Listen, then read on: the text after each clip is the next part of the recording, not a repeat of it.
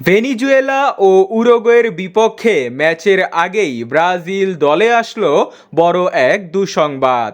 ইনজুরিতে পড়েছেন ব্রাজিলের দুই তারকা এডার মিলিটাও ও রদ্রিগো। চলতি মাসের 15 তারিখ ভেনিজুয়েলার বিপক্ষে মাঠে নামবে ব্রাজিল।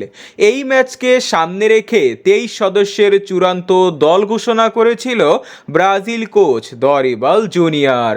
তবে এমন কোনো উইন্ডো নেই যে ম্যাচের আগে ব্রাজিলের প্লেয়াররা ইনজুরিতে না পড়েছে। এবারও সেই একই অবস্থা দেখা গেল। গতকাল সান্তিয়াগো বার্নাব্যুতে ওসাসুলের বিপক্ষে মাঠে নামে রিয়াল মাদ্রিদ।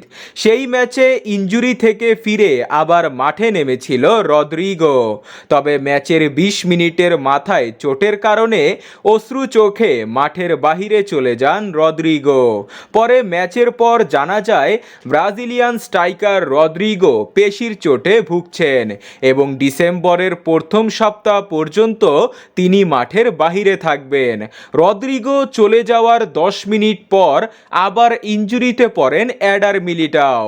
চোট এতটাই গুরুতর ছিল যে তাকে স্ট্রেচারে করে মাঠের বাহিরে নিয়ে যাওয়া হয়, যা দেখে কান্না করে দেন ভিনিসিয়াস। পরে ম্যাচ শেষে জানা যায় এবার তার ডান পায়ে লিগামেন্ট ইনজুরি হয়েছে।